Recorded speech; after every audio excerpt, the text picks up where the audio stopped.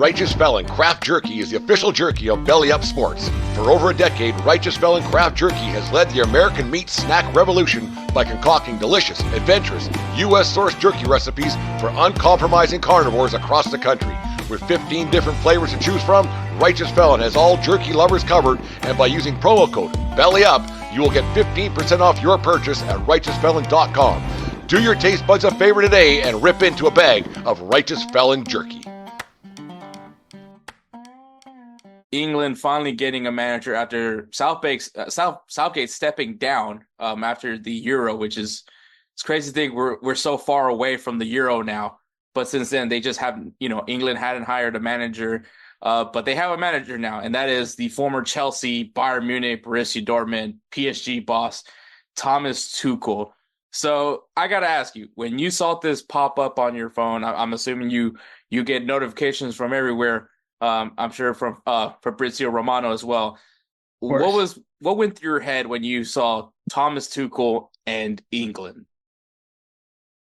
Seemed like a weird fit because I hadn't put it together in just like who I thought they were going to hire. I thought they were going to wait for Pep. I thought they were going to wait until June and just hire him. And I think he wanted to. He said he's wanted to coach national team. So, but I thought this was a good hire. That if you're going to bring someone in to win, the goal is to win the World Cup in 2026. You can do a lot worse than hiring him. And I think if you look at his resume, he's proven winner. He's coached at big clubs. And I think the thing that made me go, oh, okay. The one thing that gets Tuchel in trouble is his kind of I want this player, and this player. Can't do that in a national team. You can't buy Joao Paulinho. He's not going to be able to get Joao Paulinho for England. So I kind of thought all the downsides of it is just okay, he's not British, but how many people really care about that who are not, non-England fans? So I think it's a great hire. Yeah, I mean, Thomas Tuchel, I believe now he's the third non-English English coach. And obviously, I mean, there is one person that doesn't like it, and that's Gary Neville. I mean, there's a lot of people that don't like the move, but Gary Neville, everybody's beloved Manchester United player. He had a lot of things to say about it, but I think he brought up a good point. Because Tuchel's been available since the summer. I mean, when the Bayern Munich season ended, he's been available. Why is it that England? You kind of did mention it. You mentioned Pep Guardiola. Was it that they just knew at this point we're not getting Pep, so let's go ahead and get Tuchel? Or do you think England would have been more patient and continue on with waiting for Pep Guardiola? I think the Pep thing, putting that to one side, I think the reason they hired Tuchel was because I think they thought he was going to get the Manchester United job. And they thought, we want someone in. I also think they looked at Lee Carsley, who's their current manager, and said, we can't let him accidentally get the job. You know how Manchester United kind of let Ole Gunnar Solskjaer get the job because he was so good. And I think they didn't want this guy to be really good and then get to a World Cup and be like, he's not one of the best managers. I think they thought Tuchel was going to get the Manchester United job. And, it helps Tuchel. And I think with Pep, I think it's so hard to wait. So much can happen in 6 months, or not even 6 months, 10 months in soccer. And I think they they had to act. No, yeah, I completely agree with that. I think it's just the fact that everyone was wondering what was the wait time, because you did, like you mentioned, Carsley was your interim manager. I think maybe that 2-1 loss was kind of there. Okay, we can go ahead and make this move now for Tuchel. I think there was still some waiting on it. I think they weren't entirely sure. I'm pretty sure that everyone was pretty set on Thomas Tuchel. I mean, Thomas Tuchel's name was also brought up for the U.S. men's national team. Well, obviously before they end up hiring Pochettino. But I think for what he brings to England, which is what everybody knows Tuchel for, is he's a defensive-minded manager. At least that's what mostly he's praised for. And then plus he's a play. If there's a tournament, he's going to probably do fairly well in it. I mean, people still say that Bayern Munich team that he had was one of the worst Bayern Munich teams, but that Bayern Munich lost to a team that went undefeated. There's no real way to beat that team.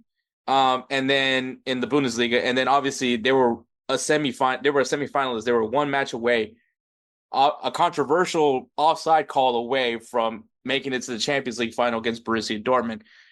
So I don't necessarily think that Thomas Tuchel's last season with Bayern Munich was a bust by any means. I just think it was just a series of unfortunate things to happen, like Bayer Leverkusen going undefeated.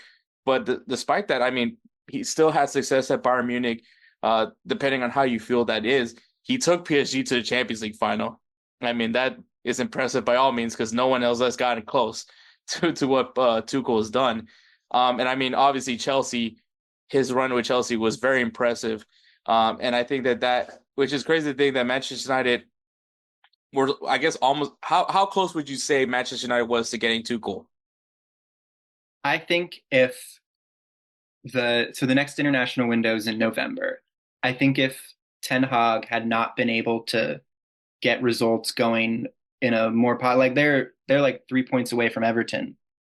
And I think if he hadn't been able to get the results going, I think in November they would have been like, we're gonna like they were already talking to him before they re-signed Ten Hag. So I think also like there's this kind of Julian Nagelsmann blueprint where these club managers rebuild their kind of reputation through the national team. I think Pochettino's doing it with the US.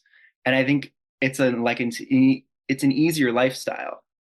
And I think if Manchester United had came to Tuchel, he would have said yes. Probably they would have had to fire Ten Hag first. But I think it was semi close to answer your question. Yeah, and I mean, obviously, Ten Hag, I'm sure, doesn't like the idea of seeing all the English propaganda about how his job was almost gone and was going to give it to Tuchel. But very much so, I think there's still a lot of pressure. I mean, I don't know how much longer his leash is right now with Manchester United, but yeah, I just don't think that it was going to be soon enough where the English job was just more enticing. Plus, like you mentioned, it's a different situation than it is a club. Like there's not much. I mean, there's still the day-to-day things that you do, the scouting and all those things, but I think a little bit more relaxed in some sense because you're not prepping every single week for a match. You all you're really doing is just making sure your team, your player pool of players that you're hoping to select for the national team is A, healthy, and two, performing in whatever league they're playing in.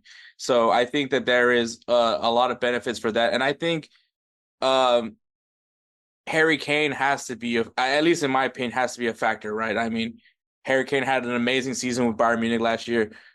I mean, if he somehow replicates it, maybe someone can throw him into the Ballon d'Or conversation at some point in the near future. But uh, I mean, do you feel like England saw that with Harry Kane and Tuchel in Bayern Munich last year and was like, this could be the guy that can help us do a little bit more with the attack? Which is funny. We're talking about a defensive minded coach, but can he be kind of helping to unlock that next level for Harry Kane?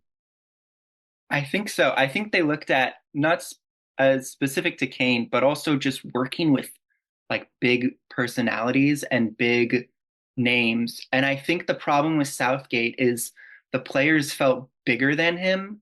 Like it felt like Bellingham and Kane and Saka and Foden were all like just bigger names. And that happens in club and world football. But it seems like Tuchel's going to be able to go in there and he's going to be able to make tough decisions. Like he might have to drop Phil Foden, and he's going to be able to do that because he doesn't have like an attachment to him that you know Gareth Southgate does. Because I think Southgate gave him his debut, so there is.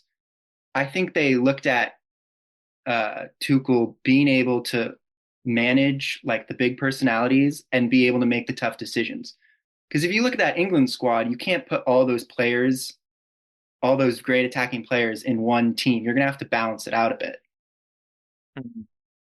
Yeah, no, I definitely agree to that. I think Harry Kane definitely was a factor for Tuchel as well, at least to help improve his odds of getting the English job. And I think kind of looking at the player pool, right? And you like you said it, Tuchel doesn't necessarily get to pick out whatever player he wants because now he has to look at all the English national players that are available to him. And I mean, I would say it's still a very good crop of English players. I don't know if golden generations. I mean, I think at this point we're kind of being a little too loose with that word now. Um, Definitely. But I mean, he's got a really good group of talented English players. I think definitely one of the better crop of players I've seen from England. I feel like every position is covered into some sense. Um, who's that player that you think benefits the most from Thomas Tuchel coming in as the English coach? I think it's Jude Bellingham because I think Tuchel likes to play with two attacking midfielders, and I think that's Bellingham's best position in a side that has like structure and that isn't kind of just thrown together. Because it did seem like that England Euro squad was kind of just thrown together and there wasn't that much structure in it. And I think Bellingham benefits the most because I think Tuchel's gonna go in day one and be like, we're building this team around Jude. Also, a sneaky little who also maybe benefits the most. I think Reece James benefits a bunch because Reece James, he started that 2021 Chelsea or Champions League final for Chelsea, and I think if he can get his form back, and one, if he can stay healthy, which is very hard for him, but if he can stay healthy, and he'll be back in the conversation for England. Yeah, and I think it does help with Tuchel. If there's one person that knows his system better than anybody else defensively, it's definitely Reece James. And I mean, there was a point I think that we all thought Reece James was one of the best right backs in the world. And like you mentioned, it hasn't been necessarily his play on the field, it's the fact that he has been playing on the field that's hurt him more than anything else. And I mean, I would probably say that right back position is very much open for England. Definitely. Fullbacks in general, but yeah, it's a very wide open for anybody to take over. I mean, you can't, Walker cannot hold that position any longer. I think age is eventually going to get to him, and Reece James should have been the guy that took over, but like you mentioned, the health part of it goes. But obviously, England is not necessarily the least pressure job in the world, right? This is like the New York Yankees of Europe, of international football. Definitely. The press is going to be on you. Actually, as a matter of fact, English media is almost an exact replica of the New York media. Uh, what is Thomas Tuchel getting himself into as far as pressure? And I mean, we know how much he loves the media. So how what's the I guess what's the pressure that's given to Tuchel, and do you feel like he can at least deal with the pressure and also try to keep a winning football club? I think when it comes to pressure, Bayern Munich is probably in a weird underrated sense on the national stage, probably one of the more highly pressurized clubs, not only in like Germany and Europe, but probably the world because there's so many like former players, former directors, just media. And I think he didn't always handle that great, but I also think like that's day to day. And in England, it's more of just like kind of international window by international window. Tuchel has been pretty decent, I think, so far in his opening quotes. I think he understands probably the biggest thing is like him not being English, and I think he'll handle that well. I think he can handle it. He's coached at PSG too, which is the biggest club in France, and Chelsea's pretty big. I think the probably the most impressive thing off the field he has done is handling the kind of Chelsea situation when Roman Abramovich was kind of sanctioned after Russia invaded Ukraine. And he kind of became the de facto spokesperson for the club during a time when it was like, the owner of the football club was being sanctioned because his country was going to war. And I think he handled that pretty well. I think he's going to do fine. I also think he kind of likes it. I think he kind of likes being in a pressurized environment. And I think that's one of the reasons he probably chose the England job because if they fail, that's, very, very, very bad for his reputation. And failing would probably just be, in my personal opinion, probably not reaching the semifinals or even the quarterfinals. But if you succeed, it's a two-way street with the pressure. If you succeed and it's the summer of 2026 after the World Cup, he can have any job in the world he wants. That's very true. And you, like you mentioned, I think you're right about semifinal. I mean, say what you want about the Southgate era, but they went pretty far in most tournaments that they were in. I mean, two Euro finals also to throw into it. I mean, just those penalties and those Spaniards, man, you just can't get away from them. But Yeah.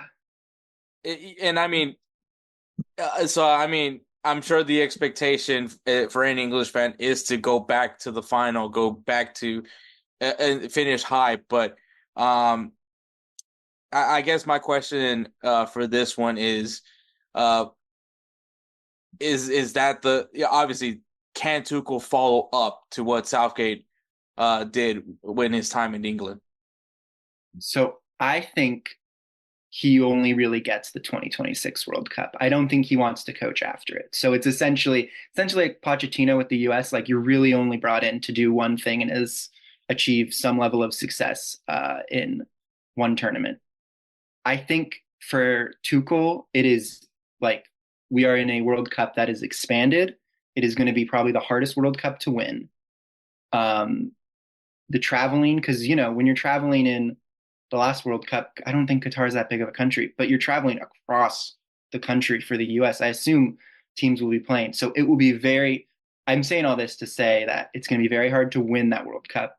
Historically, in these tournaments, favorites don't win it. Like Spain was not the favorite. They were a favorite, but they were not the favorite to win the Euros. France went into the 2020 or 2018 Euro, or no, the 18 World 2020 Cup. Euro. Oh yeah, 2018 World Cup. I don't think they were favorites.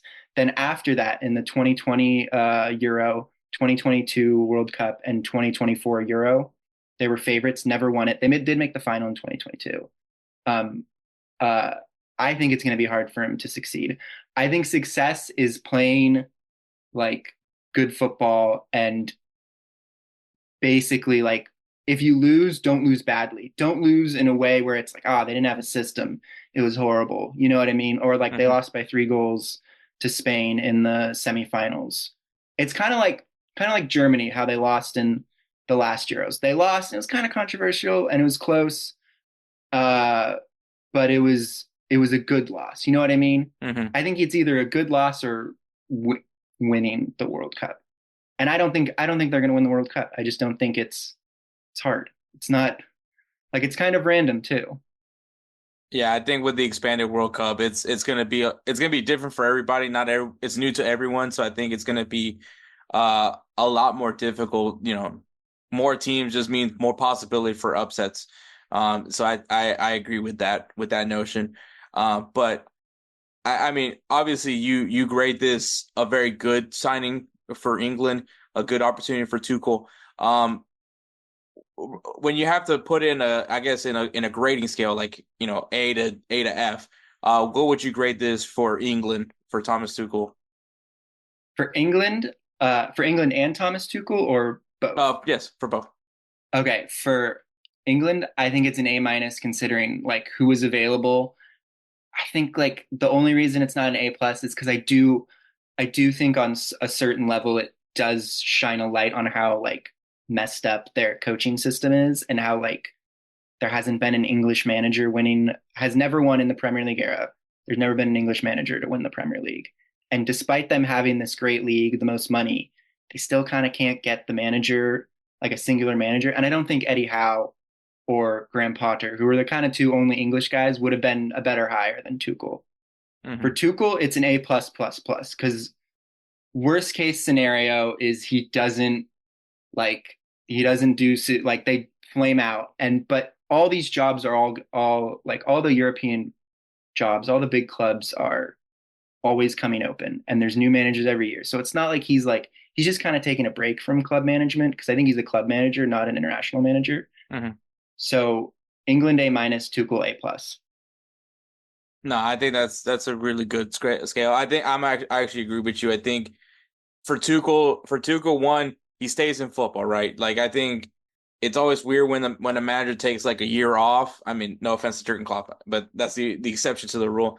But some of these guys, sometimes when you're away, I mean, Zinedine Zidane has been out of work for I don't know how long. I wouldn't want to see him, coaching in the Premier League just yet, just because of how long he's been away. So I think one, he's still, he's football's still fresh on him, right? He's still looking at tactics. He's still seeing how the game is evolving in some sense, and seeing how he can evolve England as well. So I think that it's like if you're not using it, you lose it kind of thing is I guess Yeah. how I think of it.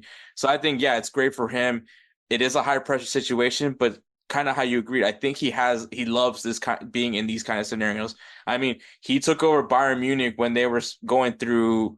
They just fired Nagelsmann for some weird reason, and they bring him along to take over. And you're right. I think he does love those kind of high pressure situations. I mean, the Chelsea's run to the Champions League that year. For some reason, they were the only team Manchester City could not best that year. It was bizarre. I don't know what it was about Chelsea that year, but they were just a thorn to Manchester City's side. And I mean, didn't even help them win a Champions League. So I mean, so it's just I think there's just something about high pressure, and I think you're absolutely right about that he just lives for those kind of opportunities. And I mean, nothing's as high pressure as being the English coach. I mean, Southgate. I don't know how many times I've seen Southgate out. I mean, hot take, but I actually didn't think Southgate was that bad. I thought he was pretty good too. I thought the results, weren't bad. Yeah, exactly. And I mean, I've heard people from the English side tell me that Berhalter wasn't that bad either, and I'm maybe that to them they see Southgate Yeah, as that's true. Berhalter. I think that's probably what it is. I mean, it's the Spider-Man pointing each other me maybe in some sense. Hmm. But yeah, I agree with you on that one. I think Tuchel is a really good coach. I think Pep, you were just reaching for the stars. I just don't. Not that it's not possible. I just don't think with where he's at right now with Manchester City, he's gonna at least finish the season out, depending what happens with the whole whatever. I don't even know how many charges now that they're facing for financial A fair lot play. of charges. Yeah, I mean, Yeah.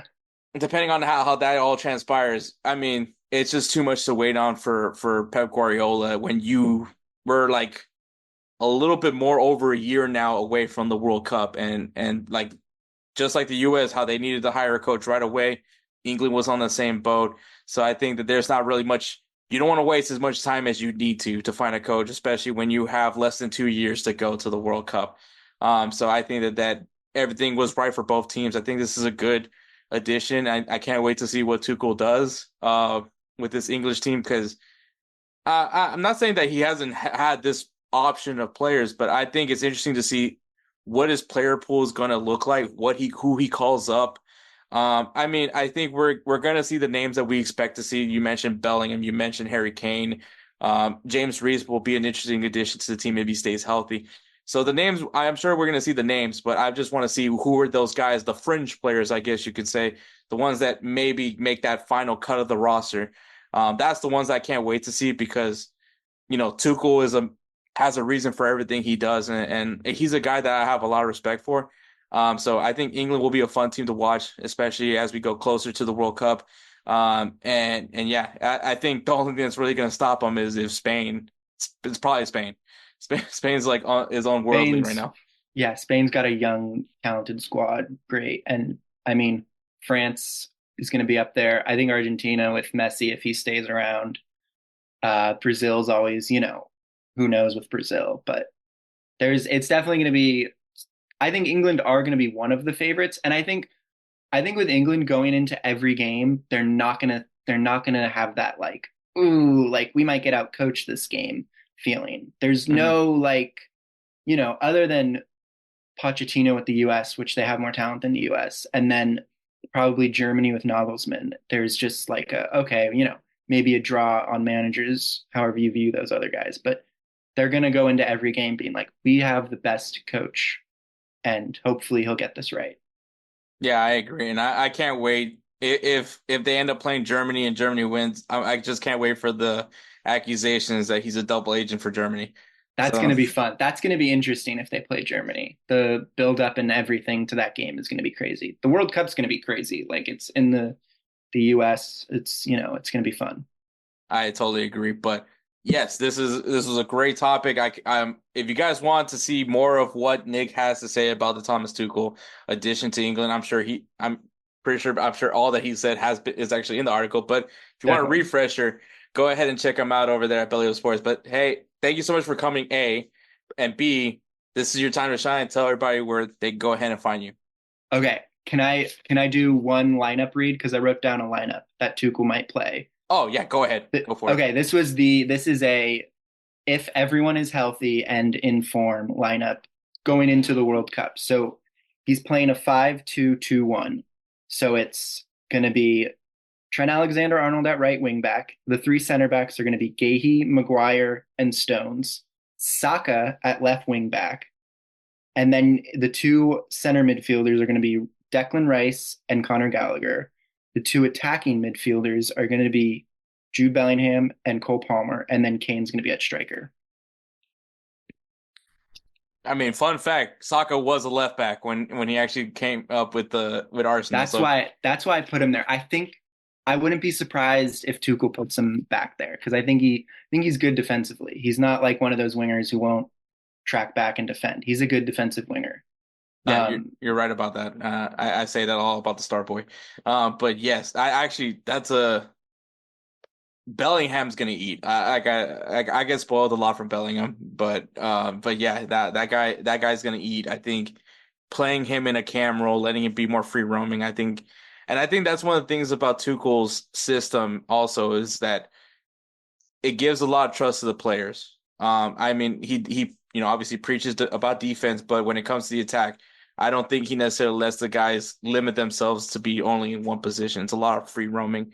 And so I think, and that's kind of one of the reasons why Chelsea had the success that they had in the Champions League that year, is because of that trust that he was able to do. Like we don't have to outscore everybody. We just need to defend as much as we can and just pop one in, and that's game. Yeah, And I think, and that's why he's a proven tournament manager.